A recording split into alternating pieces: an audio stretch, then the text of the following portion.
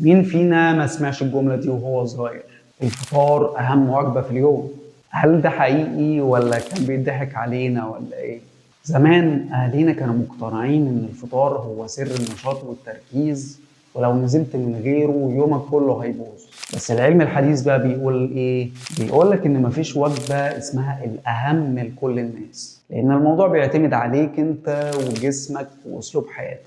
يعني في ناس بتفطر وبتكون نشيطة ومركزة جدا، وناس تانية بتبدأ شغل أو بتبدأ يومها من غير فطار خالص، زي الناس اللي بتعمل نظام الصيام المتقطع مثلا، أو زينا وإحنا شغالين في نهار رمضان عادي. طيب ليه أهلنا كانوا مصرين؟ لأن الأطفال فعلا بيكونوا محتاجين طاقة الصبح علشان يكونوا مركزين في المدرسة، وعلشان كمان زمان ما كانش فيه أكل سريع زي دلوقتي، فكان الفطار مهم علشان تكمل يومك.